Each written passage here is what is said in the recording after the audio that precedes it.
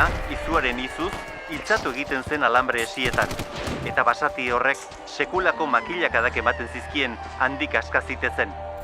Oio egiten zion jendeak haserre bizian.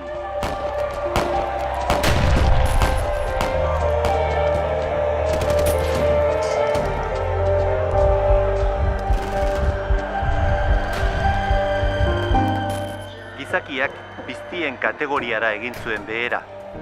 Hobeki esan da, herrialde zibilizatuetan begirune handiagoa zieten piztiei.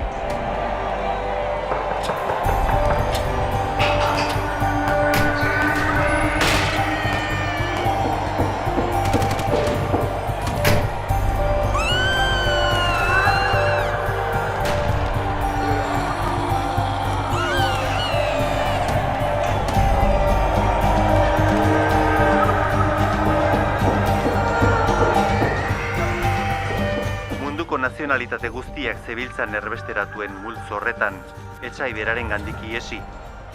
Totalitarismoak izan ere, herritarren kategoria bakar batean bildu ditu nazionalitate guztiak, askatasunaren defendatzaileen kategoria.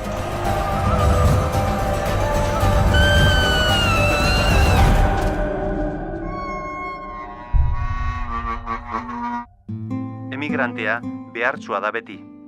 Erbestean bizi denak inork baino hobeto daki zer den atzerriko herrialdean tratu ona edo txarra jasotzea. Emigrante oro, atzerrira doan euskalduna edo Euskadira datorren arrotza, erbesteratua ere bada egin batean.